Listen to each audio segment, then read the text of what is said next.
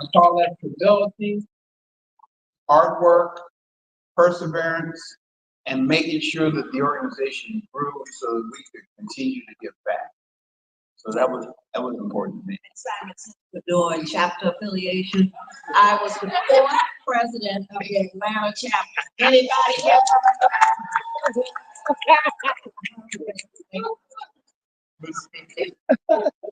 Hello, I'm Jolene Spencer here from Chicago. I would like to answer the question directly. I think one of the biggest values that you get, or I got from the NBAA Association, was the ability to take risks without feeling like I was going to lose my job or lose my reputation.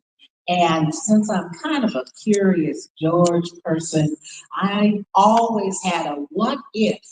What if we tried this? What if we did that? And the ability to be able to be around people who support you or who will follow you, or even in some cases question you, is really fundamental for you being able to develop the confidence to speak your voice, speak your truth, and to present your ideas. And as Steve said, it's very transferable. As you get more comfortable with, I'd like to present this idea. I've got another way of looking at this. As you get more comfortable with being able to speak up that way, you can take that with you wherever you go. Awesome. It's fun. Yep, fun. Good afternoon. I have been with the next. I was going to say, I'm sorry, Dayton chapter. I'm so busy focused on how many years I've been involved, 40 plus continuous years, that I forgot about that. I joined the Chicago chapter in '83. And then the next year, Bill Brooks, one of my mentors from Detroit, well, he's not originally from there, but he was with GM for many years, became my mentor. He moved to Dayton, Ohio. And so he invited me and actually took me to the Atlanta chapter where I met these ladies. I was so impressed with all the people there, all the corporate presidents. And then we didn't have many African Americans, but we certainly had a representation of many corporate folks there, the top of the leadership poll. And then the career fair was just so fascinating. But I learned a lot. I was able to take that back to General Motors and grow from that. Plus, I had a mentor, Bill Brooks, and then Barbara Mahone came along. And we just did a almost job in terms of getting GM and MBA for many years, raised a lot of money. I was also trained in fund development by Leroy Nunnery, who came to the Dayton chapter to teach us how to raise funds. I am still doing that today. I write grants for the Leaders of Tomorrow, best program around. Misty Lewis, when I started, he was over the scholarship program. Barbara Stubblefield passed the next year with cancer. I became his co-chair. When he became president, I took over the scholarship program. That was wonderful. I was on the board for 17 years. I was the secretary, vice president of marketing, vice president. I think it's funding, something to do with fund development. But I learned fund development. I was involved with Bill Quarles started the second foundation. Steve and I started the first foundation that went for a little while. So I'm still today working with the chapters. I'm raising funds.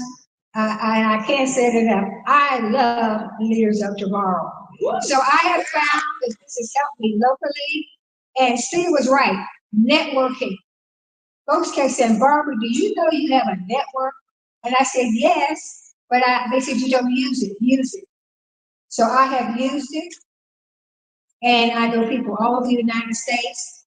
When Dayton was having problems, I went outside to my other organization and pulled in a team of 12. Half of them joined the group. They're with Leadership Tomorrow. We have the program speakers. We get speakers from them. Some folks that are not members will listen to our speaker programs, and they send 1,000 here, 1,000 there. As you know, it's difficult getting operating money, but you can get grants for programs. So I'm just impressed with the group. We've grown together, this group, and we still love it.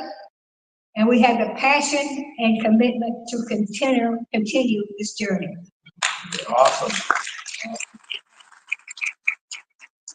Good afternoon, people. My name is Alexander Gavin, and I was the treasurer of the 1970 conference that we had. I was responsible for registration. I was responsible for our budget of $13,000. I was responsible for making certain bills were paid and all the rest. So that was my role with regard to our organizing that conference in 1970. My wife has a PhD from the University of Chicago.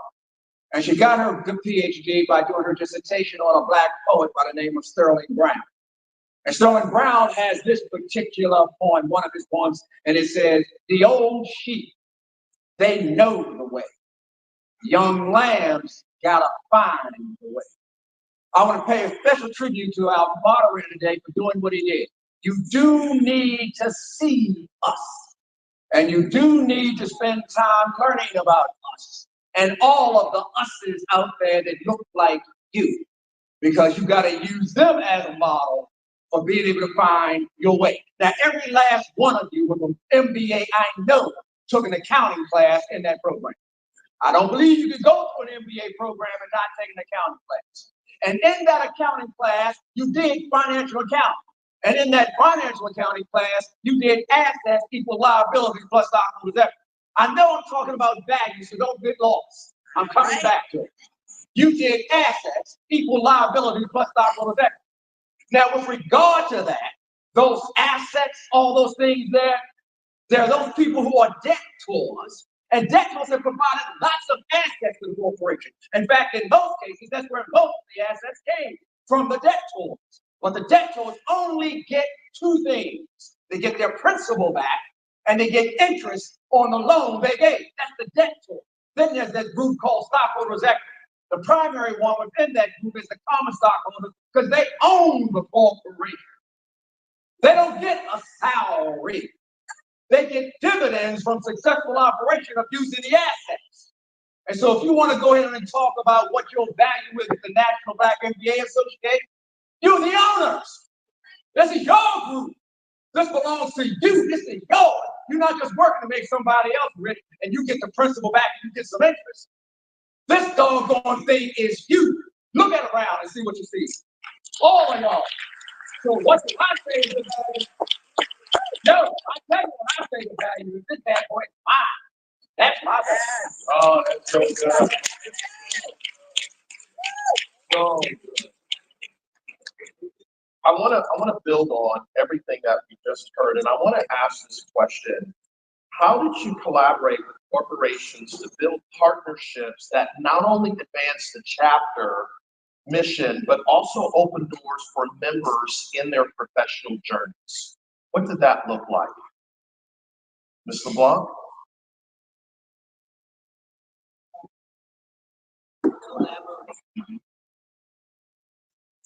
How would I collaborate with corporations Yes. to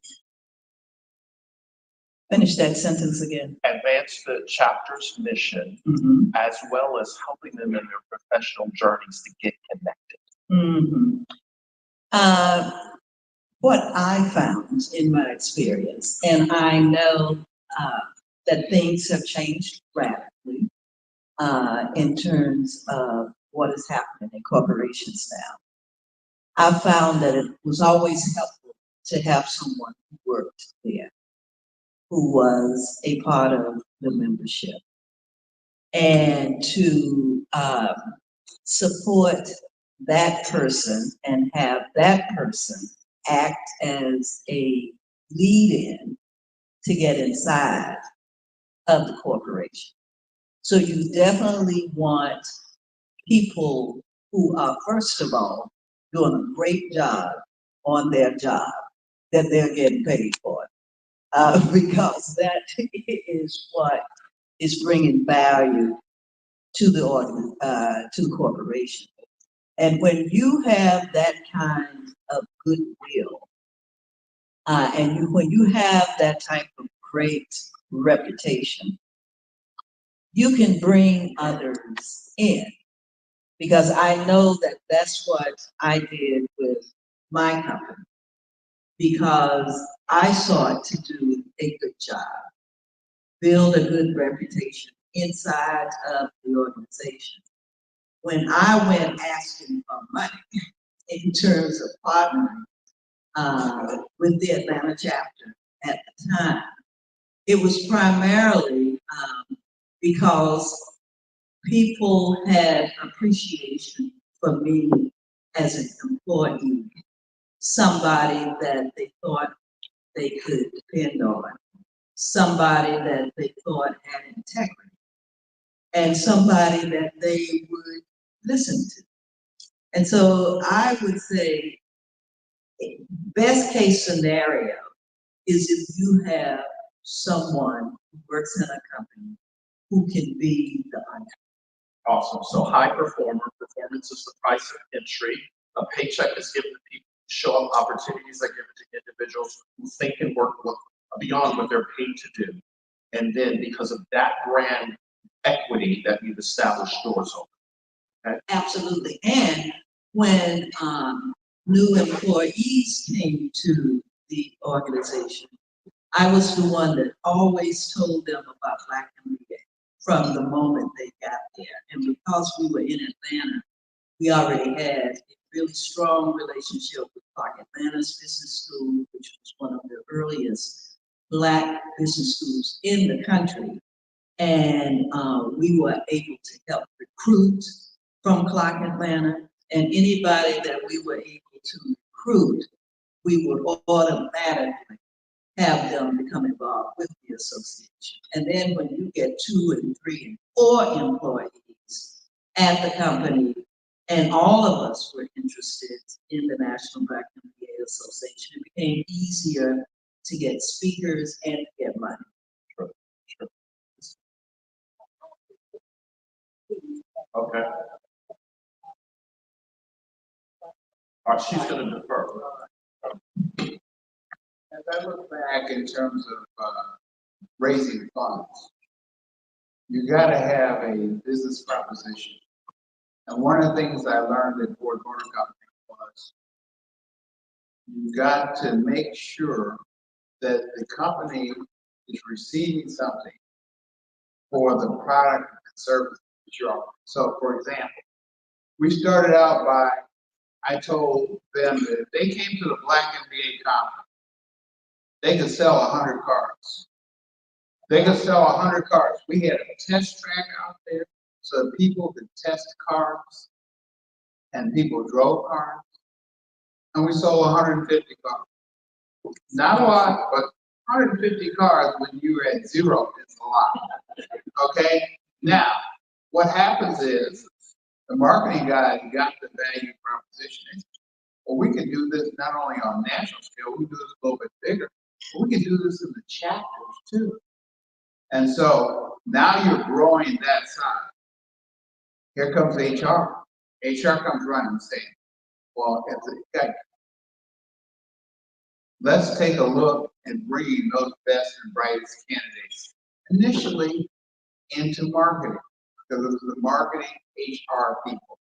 Ford is a big company, so we had HR and product development, finance, etc. So they brought talent in to sales and marketing. And all of a sudden, the other organizations started. And myself and Dr. Ron Goldberg, who's vice president, we wrote business proposition. It said, look, we need $500,000, because I don't do chicken dinners. I always tell people, don't do chicken dinners. I need $500,000. This was in the 80s, okay? And we said, between $500,000, we would do the Ride and Drive, we would give the organization $150,000. We would give the Detroit chapter $40,000. And that way, everybody got a chance to eat. Okay? I always tell people, I said, you gotta be, and when you look at that, and you look at that model, that allowed us to bring a concert here every year. I mean, I hate to, I Frankie, Beverly, and May. I can just Shaka Khan. I can just go on and on in terms of the number of talents that we had at the National Black MBA Association. And guess what? That gave us stronger levers internal to the company, so that other organizations like private government said, well, I'm designing and developing a car. We need some Black folks that have engineering background. So it grew and grew and grew until along the journey, Ford said, well, Steve, why don't you and Ron start this employee resource called FAN, which is the Ford Employees African Ancestry Network, and we can do this inside. We don't have to do it with the Black MBA, because we got plants all over the place. I thought about that. We did that, but we kept Black MBA front and center.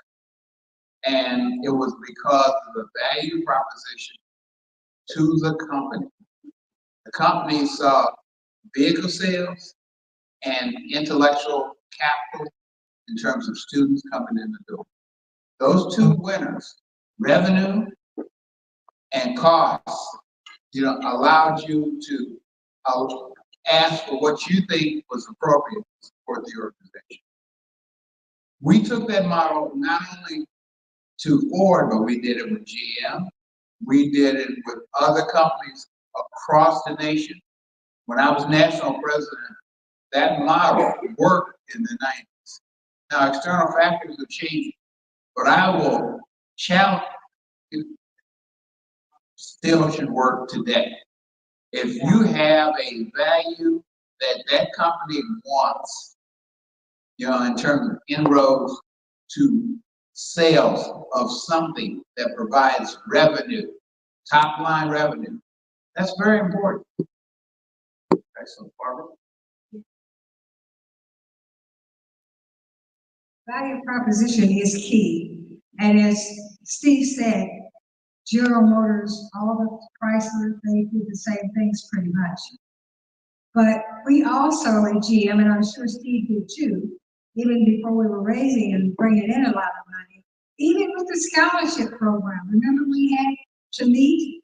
At that time I was chairing and I had to pick the case competition person. I pulled this team together because the money, we got a lot of money through our corporate packages, but then we raised money as well. And they got to the point where they said, we want to know what our value proposition is. So I called in and Steve would come in and fly in from Detroit and meet at the hotel, and we got all that and was rewarding at the end. And so now what I do, we don't have as many corporations as we used to in Dayton. So the key is, as Steve again, we talk about networking. If I don't know anyone inside the bank or the university or the entrepreneurs that we have, I find out some of my friends know who they are. And that's how we're getting money now. You just have to use that network, or somebody else you know may know someone. And it works, it really works. So it just depends on your market. We just had many corporations that we just don't have, they left Ohio. So we go to the bankers and we go to the small entrepreneur companies, and it might not be 50,000, but we do pretty good. Barbara talked about something that was very important that I see as an opportunity for National Black MBA. That scholarship program was a big lever because companies, that's a tax write-off. Donating in sizable chunks towards a scholarship program that is by us, for us, will help us excel and grow the number of people in this room. So I always challenge people. I'm now on the Bradley Board of Trustees. I have the Detroit area pre-college engineering program where I'm president. But to me, it's all about raising money for scholarships. And it's so easy for me to ask somebody for a sizable chunk Absolutely. for scholarships. Something got. Yeah, I like to weigh in on this. I believe in portfolios. I believe in multiple sources. And in that, along those lines, I can also make note to you that in the foundation of this organization, that $13,000 I talked about, one of our leaders, that George Bradshaw, was able to go out and get a foundation to go ahead on and give us 10,000 of that. Neither school, no school gave us any money. No corporation gave us any money. It came, $10,000 came from that foundation that George Bradshaw was able to get in touch with, and the rest of it came from the members, the Black MBAs. In fact, one of the reasons why you may not have had even more Black MBAs there is because every man and woman who came had to give me $25. And that $25 was just there to cover their meals. 3 of them. 2 on Friday and 1 on Saturday. And without the $25, you didn't get in the door. Just that simple. Now, and so I say that to say this, and you're going out to raise money for whatever. If you don't have any skin in the game of your own money, then that makes it more difficult to try to get someone to be impressed enough that you're serious enough about what you're doing for them to put money into it. And so I think from a portfolio perspective, you don't want to be trapped to just one source of income. You want to make certain that regardless of all the stuff you do, you got skin in the game. And if you're not going to put your own money in it, you're not serious about it. And please don't tell me you don't have the money. Not with the clothes we wear, not with the cars we drive, not with the alcohol we drink, not with the things we smoke. Come on now. This next question, and I want to go to Ms. Spencer, and then I want to hear from the rest of the panelists, but I'll start with Ms. Spencer. What strategies did you use to keep chapter members motivated and engaged, especially during times of organizational and societal change? I actually thought about this question. One of the things that I honed as a skill was a skill of delegation.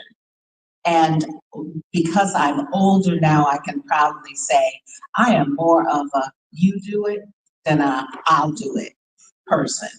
And so part of what I've learned over time is that everyone needs to be told how good they are, what they do well. And I'm also pretty straightforward. I am able to recognize when someone does a good job and to let them know you've done a good job. I can also say, and you didn't do as well a job here. I have learned to be better at delivering the but part. Yeah, right. Well, I know, I said I got better. I got better. So part of helping to motivate a team is, one, you have to have good communication. You've got to let people know what's going on. I used to tell my team, I was going to be straightforward with them. There are things that I know that I can tell you. There are things that I know that I can't tell you. And there are things that I don't know, so I'm making it up just like you. But I will let you know the difference. And so that level of transparency and honesty was really important in building a team spirit. I will also say that when you find someone who, even when you reach out and you try to be authentic and you try to be transparent, who wants to stab you in your back, get rid of them. I'm going to drop the mic. Okay, all right. Yes.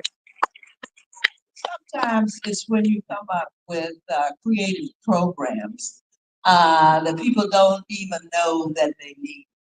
And what we did once in the Atlanta chapter, we were having one of our board meetings at someone's home. And one of the ladies asked the question, why is it that none of the guys in the chapter are dating any of the women in the chapter? As you can imagine, that opened up a big can of questions. And so when the guys started to respond as to why it was the case, including when they come home from work, they don't want to come home to their boss. It opened up some very interesting dialogue. So much so that the chapter decided to start a series of programs on personal relationships.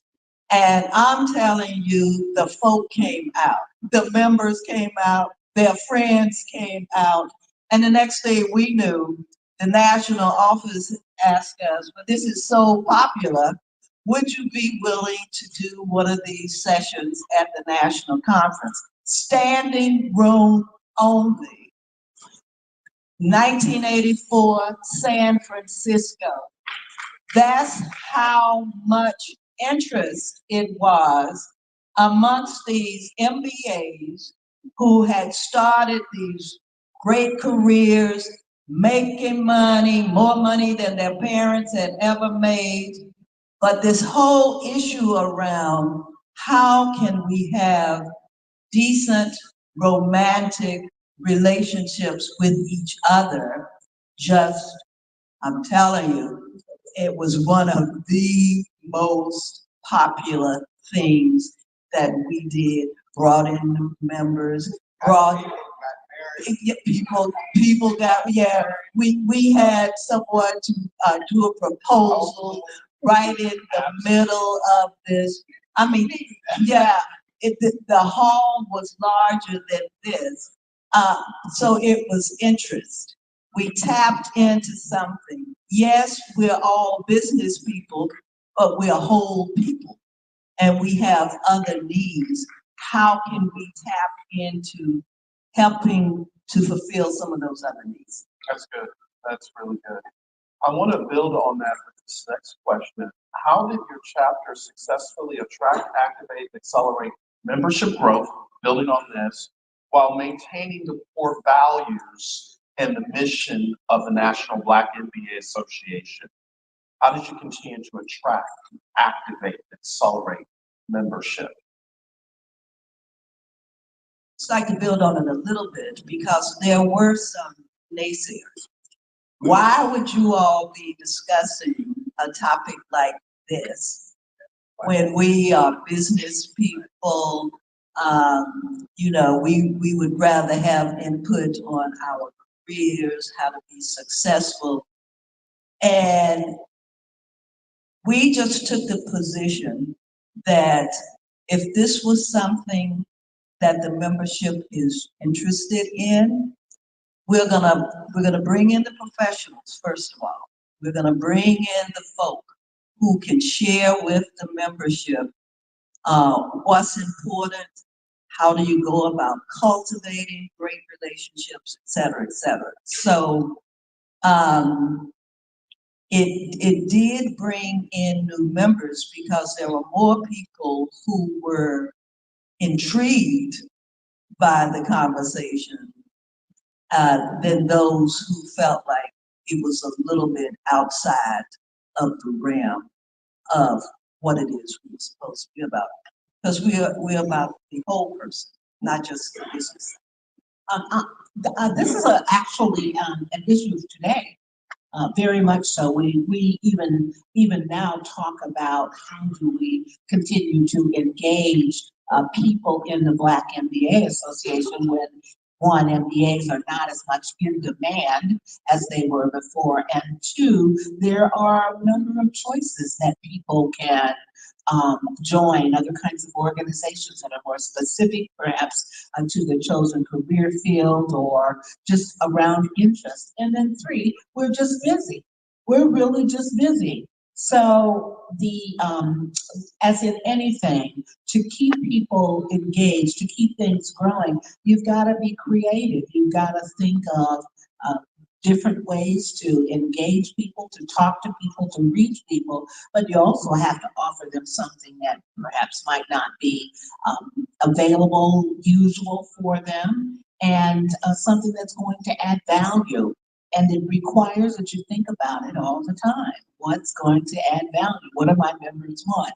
I know the Chicago chapter has recently finished kind of a scan of their membership, and they did focus groups to say, what value do you get? What do you need for your next career steps? And constantly asking that question and putting that into programming, seeking out companies and organizations that you can partner with that provide then these kinds of programs that are of interest to your members and potential members and sponsors, corporate sponsors as well as entrepreneurs, is really important. One other thing, and then I give it to you, Steve. Many of us learned in business school about the life cycle of the business. I think it was the Boston Consulting Group that had come up with that. Well, we discovered that there was a life cycle of membership in a chapter. And we also found that we had greater success attracting the younger person who was just starting their career. But when that person got to a certain point in their lives, especially if they got married, had children, etc., they sort of dropped out. The lack of time became very important. And so all along the cycle, you have to find ways to do things that are still appealing to people depending on where they are in their own lives. And I know that when we started the reunion track in 2003 here at the National Organization and National Conference, when I surveyed a lot of the older members, the folk who had been so involved in the 1980s and the 1990s, and that would have been when they were in their 20s and their 30s, and now they were in their 40s and their 50s. And they were like quite clear, if you give me something to do, I'll consider coming. But I need to have a role. I need for you to be engaging in sessions that do A, B, C, and D. More of that segment, folk had left corporate. They had gone into entrepreneurship. At the time, we were still probably more tilted toward corporate folk versus entrepreneurs. And the moment we started doing things that were more entrepreneurial, we attracted a different group of folk. Stephen? Yeah, one of the things that I always thought about, especially during the 80s and the 90s, was competition. Want to win. You want a group that wins, because if you win, you attract more people. People are attracted to winners. And one of the things that I know, especially in the 80s and 90s in Detroit, it was a competition to become president. And it was across companies, and each company was trying to bring more to the table so that they could be a part of the National Black MBA Association. So somewhere in this equation, somewhere along the line of time, I don't know where competition, I hear it, when we say Detroit, Atlanta, Chicago, people here at the table.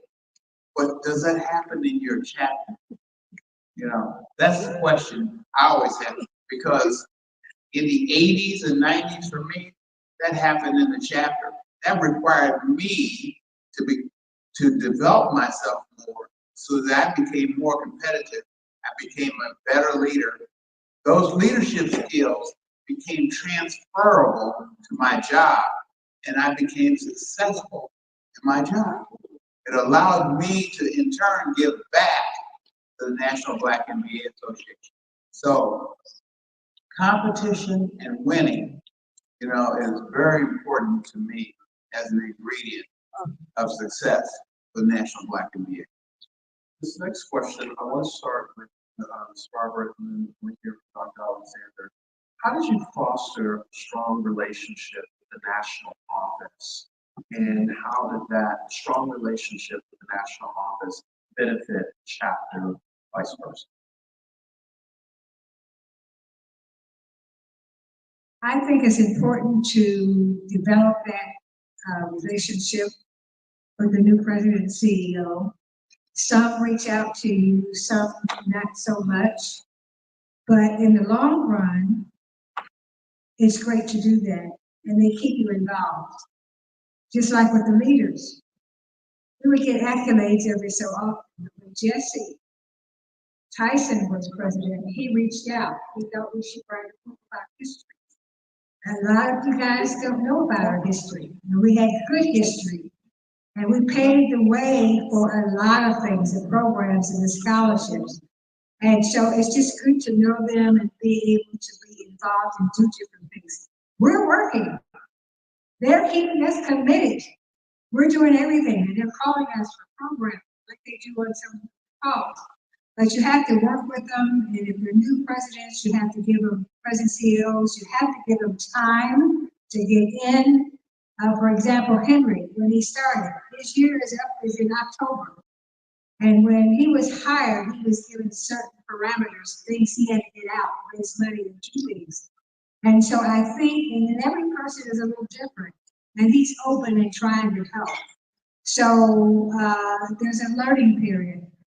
Jesse was great. I know there's several that were great. Some we didn't keep for a while. You know, we had problems for the last 3 or 4. For whatever reason, they disappeared. But we did have longevity with Jackie Malvo, brilliant lady. And she had hard time serving, but she was brilliant. And I know if we needed to talk to her, we could talk to her at 1 or 2 o'clock in the morning. And we had problems and we were on the board. We would call and do that.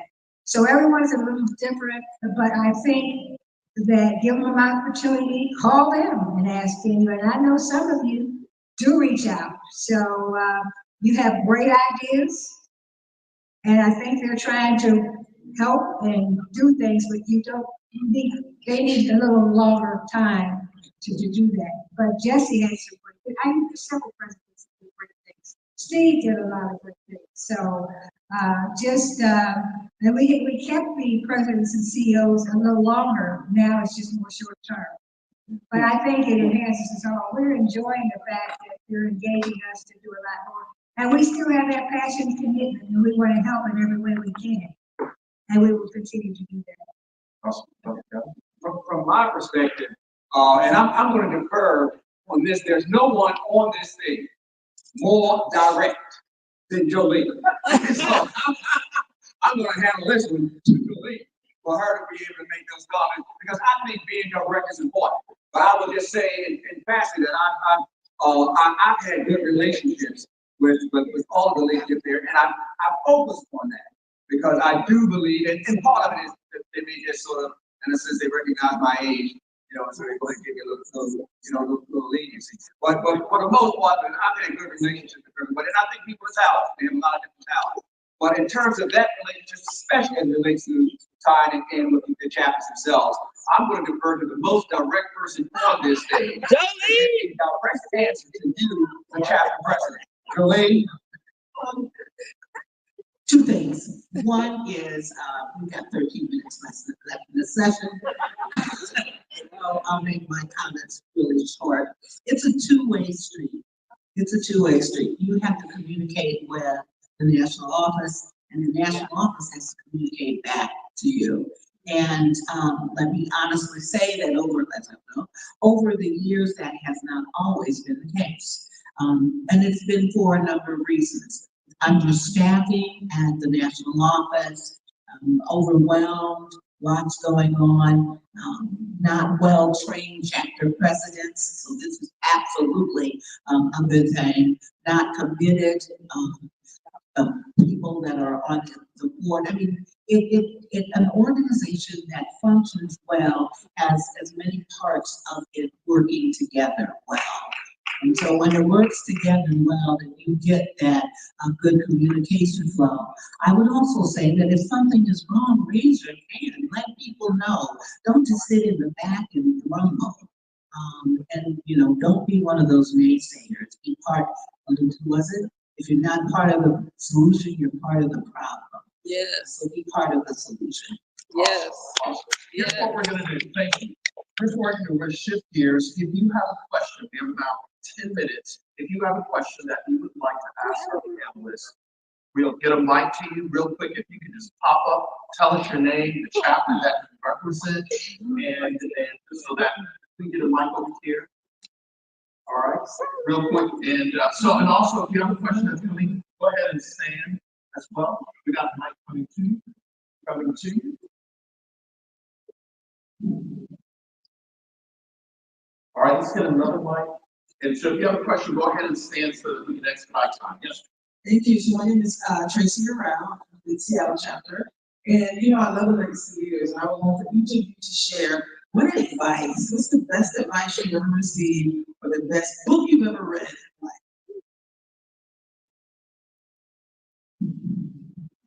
I'm just gonna jump in. I'm gonna jump in and say the best book that I've read, and I don't know if best, but certainly top 5, The Four Agreements, by what's his name, Miguel. The Four Agreements was one of those kind of life-changing books. The other one was The Path by Lloyd Beth Jones. The best advice I ever received was through a course that I took my second year in business school at Harvard. The name of the course was Self-Assessment and Career Development. The whole first semester we spent just learning who we are.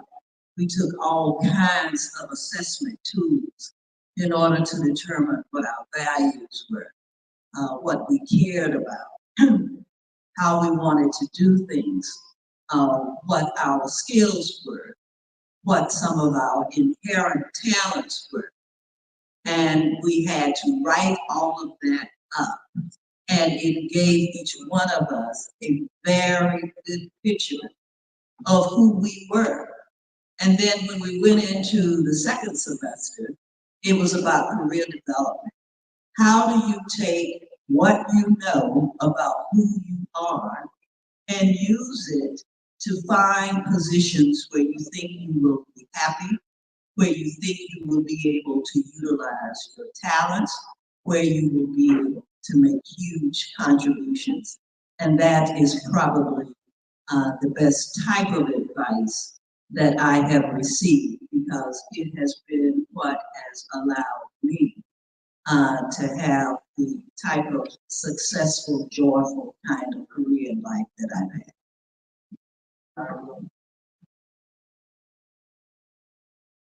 What moved me, it was all about, people said, well, you got a lot of intellectual talent because you're an engineer, but your communication skills are not that great.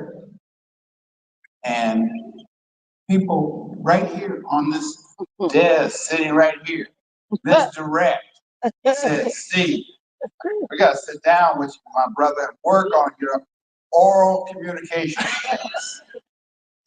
I said, okay. See, I was willing to take that criticism and learn, all right? Because that allowed me to speak in terms of communications from the heart, not a written script, and when it comes from the heart, people believe. You become a leader. People start trusting you. And that was the most important stair step for me in the National Black MBA. And I learned it not at Ford Motor Company, I learned it at the National Black MBA Association. And I took it back to Ford Motor Company and then sailed up to corporate Black. That is so good. That is so good. Before we hear from Barbara and Dr. Katz, I want you to think of your colleagues that are at your table. What feedback can you give them? You've been sitting together now 24 hours. What feedback can you give them that will help them? The word education comes from a word called educare. Educare means to draw out. So the moment you give feedback, you're inviting a person to grow. Preach. Advice. It wasn't even about my business. I volunteer in a lot of other, I don't volunteer. I am members of many organizations. There are some that I love, like MBA, but in every one I do something. But again, this learning that I've been taking away, I don't share it a lot.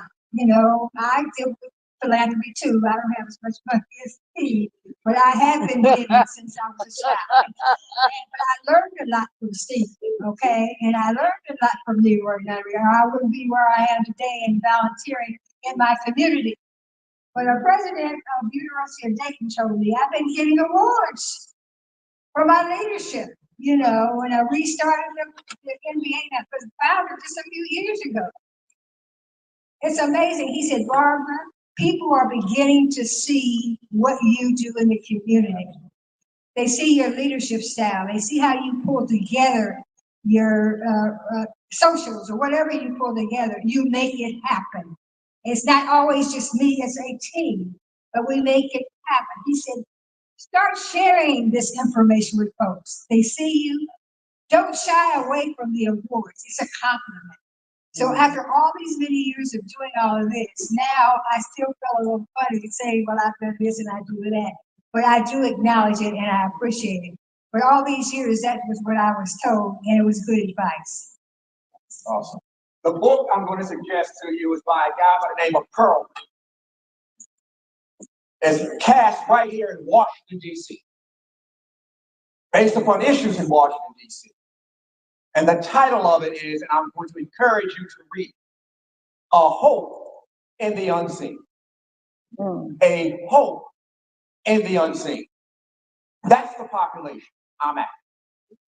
That's the population I think we need to be at. That's the population that's being ignored. Also, I'm just going to throw out something else, and this is just on the side. If you haven't done so, if you got the time, if you can find it, there's a movie out now. I'm going to suggest that you go to see it. Don't worry, you might be one of the only few people in the auditorium when you go there. It's called The Forge. F-O-R-G. If you get a chance to go see it, The Forge. I saw The Forge on Saturday. I text 10 of my friends. I'm going back again. Phenomenal movie. Next question. Tell us your name, chapter. Yes, Melinda Jordan with the Chicago chapter. We so appreciate you guys dropping these gems in us, and a special thanks to Jolene for being a part of the strat planning for the Chicago chapter. So that segues to my question. You know, as you mentioned on this platform, there's such a tremendous amount of intellectual capital and skill set within this membership. And I think a lot of the chapters struggle with how do we recycle that within the membership, especially with our founders and legacy leaders, especially as they move through the trajectory of their careers. How do we keep them engaged, and how do we recycle that back into our membership and add value for our communities? Okay. Thoughts? I'm thinking perhaps doing your own personal development sessions for free for your members, using your members, finding a way to draw out their gems, what has worked for them, exchanging the information in the same way that Steve talked about how helpful Jolene had been to him. If you create a safe enough space where people feel that they can be very honest and forthcoming, that could become a way that the whole team, the whole executive team, could be a learning team all the time and find ways to build upon that intellectual capital. Because sometimes, I think one of my colleagues mentioned, we just don't let other people know how much we appreciate them and what they do and how they do it. We may comment to somebody else, Tom, she sure does know how to write well. But do we ever ask her to give us some tips on how we can write better, or how we can communicate better? So I'd say find a way to create amongst your own group how to let everybody shine. Because everybody likes to have their moment in the spotlight. 1 minute spent on recognition creates 100 minutes of initiative. The brilliance is in the room. Leverage the brilliance in the room. All right? Go ahead, Stephen. The foundation to make all of that happen is trust. If you can't trust the people that are on your team, I mean, folks sitting here, I trust them, with my family, friends. Trust is the key ingredient to make things happen. We would meet people's faces. It goes all around the foundation of trust. So no matter what you're going out to tackle, you gotta get that trust factor engaged first. Two quick ideas. I've been talking about this for a long time. I think the Black MBA's needs a speakers bureau. And, where people who are good speakers or have topics of interest can be listed, and then they can be either, you're working on it. Yeah, that's one. But, the other thing that comes to mind is, they have these organizations now, what do they call them, task rabbits or so, where people list their skills and then others can negotiate with them to use those skills. So you're good at painting pictures, you're good at writing, you're good at drawing, or whatever it might be. Why couldn't we as an organization kind of find some way to do that, to list people's skills and then they have them, have people, identify what they're good at. And then if you want to hire them, then you hire them. But just like it. Awesome. How many more questions? All right, 1, 2, all right, 3. You'll be the last question, man, right here. All right, so let's start over here. This is David Day with the Chicago chapter, and I know you all well, and I'm just so pleased that the national team continues to keep your legacy going and allowing you to share with the rest of us, because there's a saying that they will be what they see, and we love what we see. So thank you so much. And I just want to say congratulations to Barb Bostic, still having the chapter going. So, 2 thumbs up on that. But one question I had, Barb, I know that you and Bill Qualls were the restorers of and the maintainers of the National Black MBA Foundation. And I know that there was some conversation when I was a CAO to have that to be reinstituted. I wanted your thoughts on that. I know I'm going to have a conversation with the board about whether they want to have the foundation again.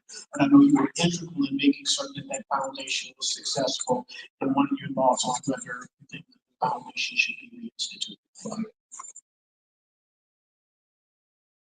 Well, I know Barbara and I worked on that foundation with Bill Qualls. And I think that trust has to be an ingredient in that. Would you agree with that, Barbara? Because what was happening is if the foundation raised money from this pot and the organization didn't get any money from this pot, and the foundation was giving money for scholarships and the organization needed money for something else, created tension. So strategically, you got to put together a model that allows trust so that both sides can work. And I'm a believer still, and Barbara is too, that both sides can work, but it requires trust. And that is a big friggin' deal, because what would happen is when Steve, Barbara, and Bill Qualls left, there was a new team of foundation board members.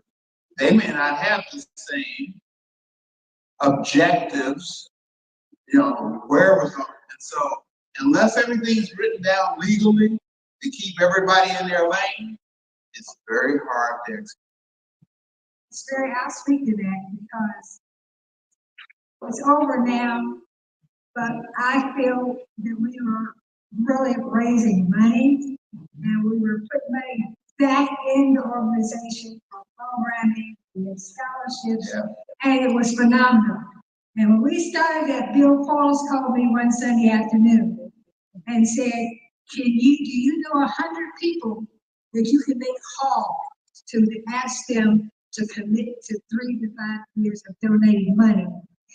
And he had no idea that I was gonna sit down that Sunday afternoon and make calls. Everyone that I called, I reached 100 people on a Sunday afternoon, which is a good time to call. And we had commitments from everyone. And because of the change of the board, and the word is trust. That's all I say. But there is a need for that. And I will say they have a new foundation program that they are beginning to raise money there. But I still have a vision. And I'm just going to give kudos to David Day. He's brilliant. Use him. He got out to do his job while he was in NBMBAA. He knew everybody else's job. And he worked with me when I had to go out with people to start the NBMBAA. We don't want to dissolve. Jesse told him to call me. He stayed with us for a year. And what we didn't have, he gave to us. And he is the type of person that will help each and every one of you if you need answers or some help and direction. So I don't know the vision, that part of the strategic vision of the MBA in terms of the foundation yet. I know they have a strategic plan, but maybe down the road they'll do it. But we had just this connection with the board, and we were raising more money than the board. So it just feels because we were honest and we just couldn't keep going in that direction. So we get the money back for programming there. So. Thank you, thank you. Second last question right here. Well, so, Lorraine Williams, President, Detroit Tech.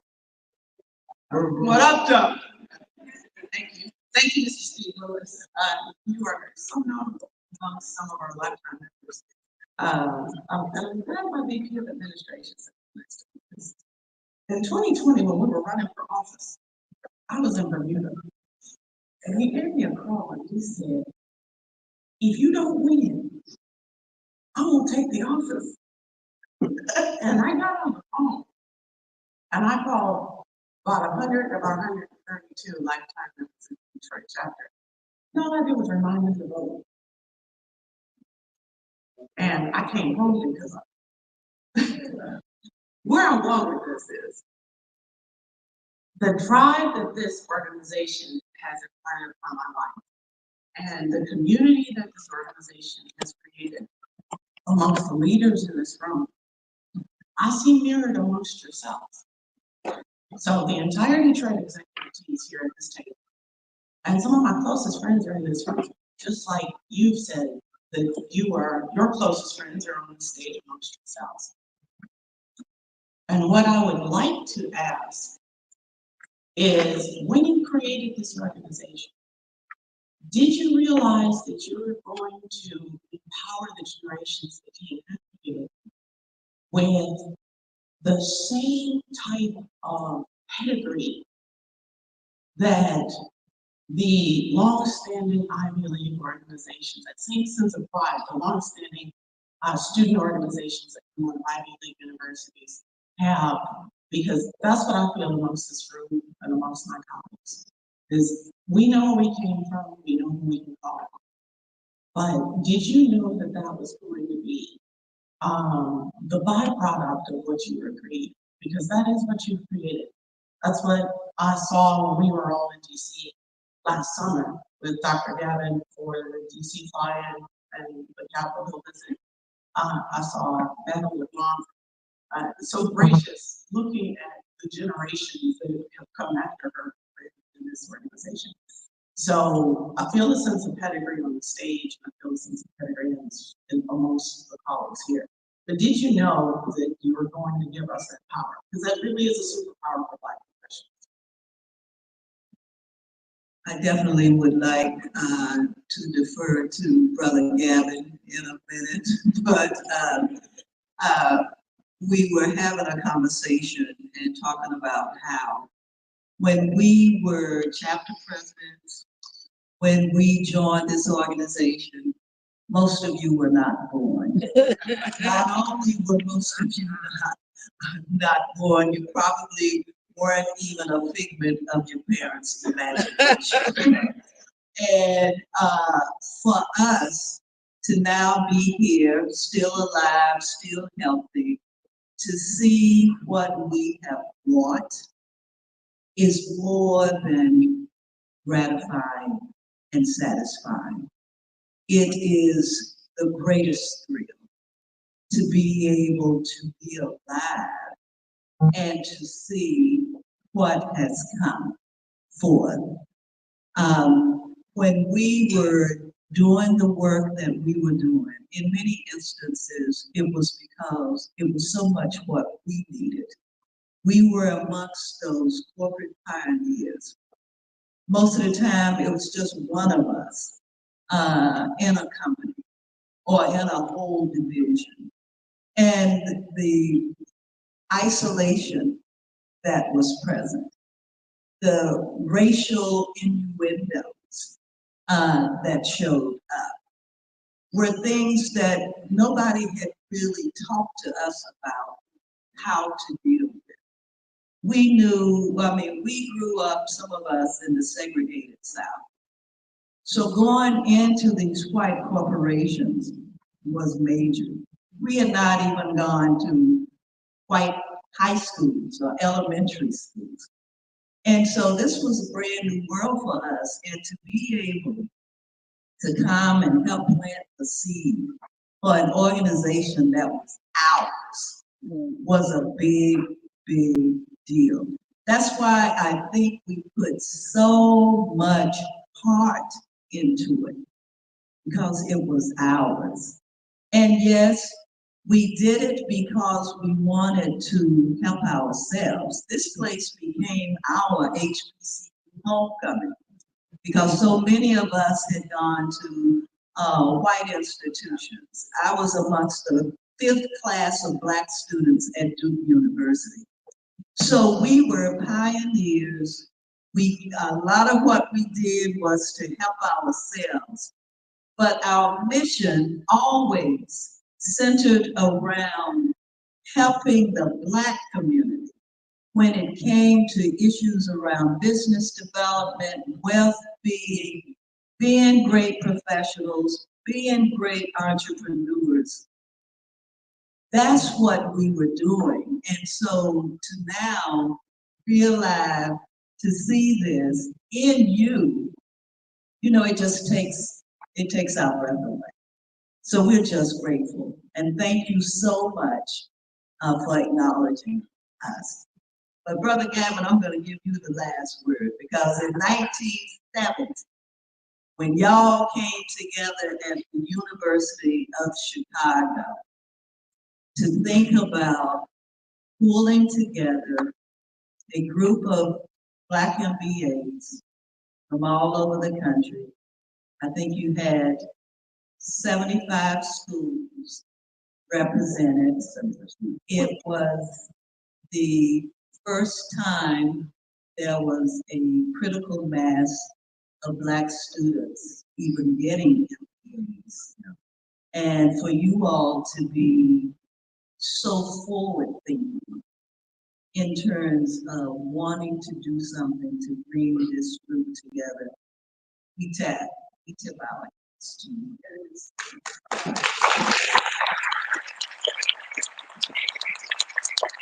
That woman's trying to get me emotional up there now. I want you to visualize two things. Two things.